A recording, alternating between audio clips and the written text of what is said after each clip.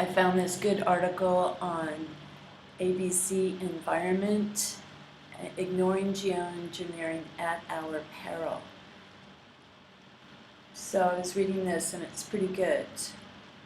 An American businessman has undertaken an unlawful geoengineering experiment, The Guardian reported this week, dumping around 100 tons of iron sulfate into the Pacific Ocean off Canada.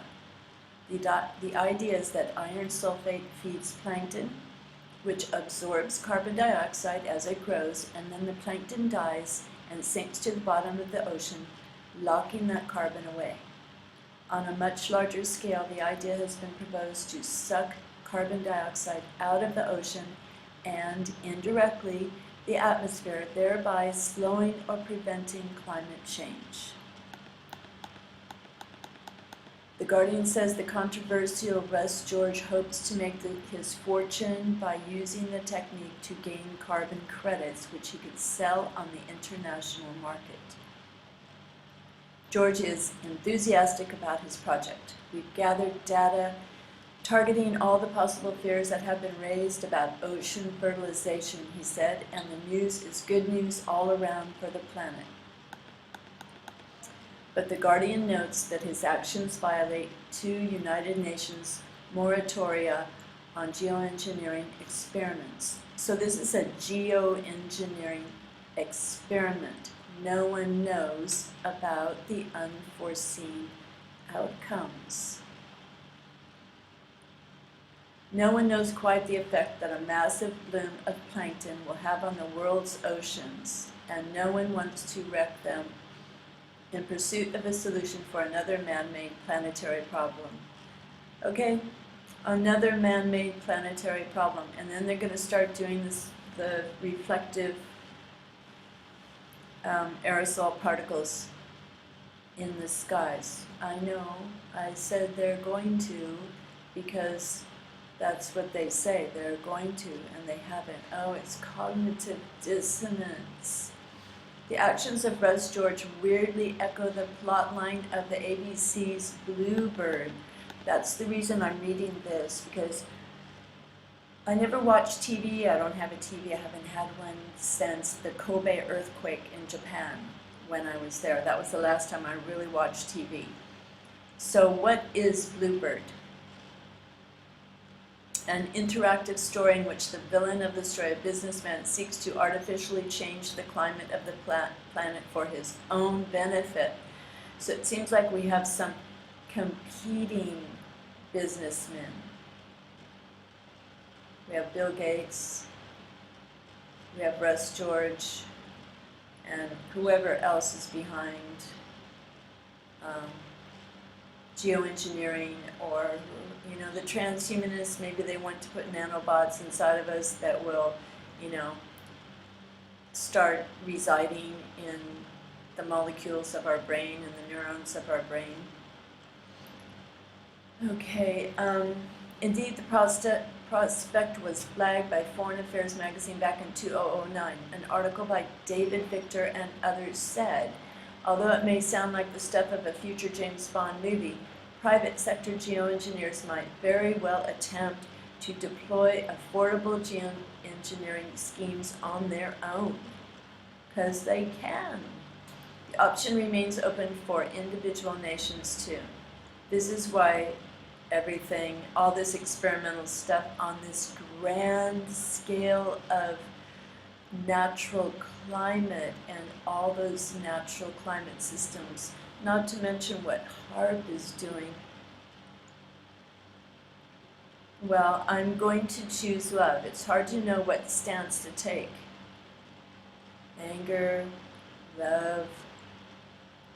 Well, one thing is, when emotions get in the way, they can block power. So we have to stay strong and dispassionate in a way so that we get clarity and have really some, know what to do, so we can wield some force in the world that is equal to their force. I have no idea how that's going to be done, but surely there are some other rich people up there that don't agree with these insane villains from hell. Victor and colleagues write, a single country could deploy geoengineering systems from its own territory without consulting the rest of the planet. Now that is insane because it's like one body. How short-sighted they are to not know that this whole Earth is, it even affects the moon and the sun and all the planets. It's all linked together. Scientists are not very smart or intuitive or have much heart. Just look what they've done with animals over time. And as international action on climate change dithers, falters, and descends into a standoff, the attractiveness of geoengineering schemes to the nations most at threat from climate change increases. Well, I think that this is like public geoengineering. The military can be doing geoengineering, and they don't have to tell us because it's classified. That's the difference. At some point in the near future, it is conceivable that a nation that has not done enough to confront climate change will conclude that global warming has become so harmful to its interests that it should unilaterally engage in geoengineering, says the Foreign Affairs article. It is not a stretch to imagine low-lying island nations like the Maldives or Tuvalu stockpiling sulfur in preparation for spraying into the atmosphere to prevent so much sunlight warming the Earth. Sulfur floats around. Don't they know that the sulfur is going to fall back down on their faces and they'll have to breathe it into their lungs? And the plants will absorb it, and the animals and the earth. They didn't think about that. Indeed, as an article from Science by Jason Blackstock and Jane Long says, the rapid impact, simple deployment, and low cost of geoengineering schemes makes unilateral deployment a very real concern.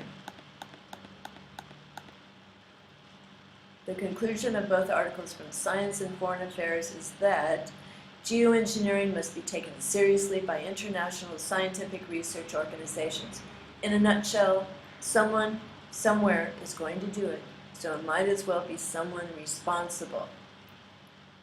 But there is no one responsible. That's why we are in big trouble. Both articles advocate openness and cooperation with the research.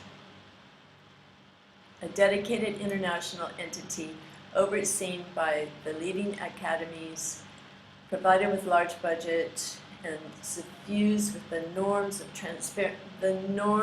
transparency. Are they joking? The norms of transparency? And peer review will be necessary. I don't know any government or politician who is transparent, even if they promise to be so, like, you know who, Barack Hussein Obama. Many worry that geoengineering is a kind of get-out-of-jail-free card, that it will stymie attempts to solve the climate change problem at its cause, that it will treat only the symptoms in some vast, dangerous global experiment. A vast, dangerous global experiment. Well, things blow up when they are experimented with sometimes. That's happened. These views are certainly valid, but when geoengineering experiments are already underway, uncontrolled, unmonitored, illegal, then it's time for the world to have a serious conversation about geoengineering. Okay, this is a bit crazy also, this statement. when geoengineering experiments are already underway, uncontrolled, unmonitored, and illegal, it's time for the world to have a serious conversation about geoengineering. Only then, when it's underway, uncontrolled, unmonitored, and illegal, the damage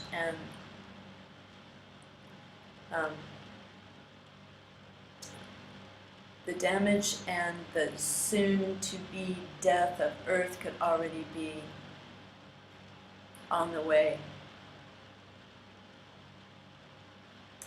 As Foreign Affairs noted more than 3 years ago, because the notion of geoengineering exists and might be used, it would be dangerous for scientists and policymakers to ignore it. Seems like there's so little we can do. And there are 20 comments down here. I love to read comments because I learn a lot from what people are thinking.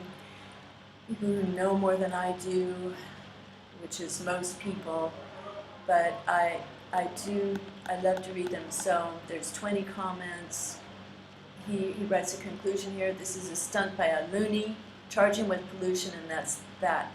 What? Charge him with pollution? Why can't he just go to jail forever?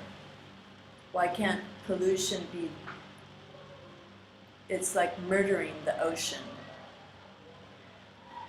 Okay, the Eggman says, I'm gobsmacked by the silence from the environmentalists out there on this. Well, environmentalists, they're not really environmentalists. In fact, I hate the word green and sustainable, and I hate all those words. They don't mean anything.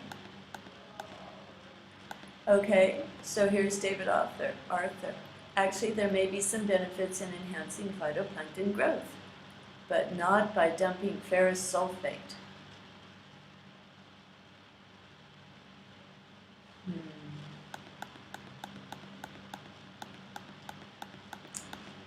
All right, so I love the earth. I'm going to send it love and light and rip the power out of the hands of these people. Maybe they just dropped dead or something. Who knows? All right, so this again is the environment from ABC about ignoring geoengineering at our peril. God bless you. Have a beautiful day, and thank you for listening to me read this. I just thought I would do that. So you know. Take care, everyone. Bye for now.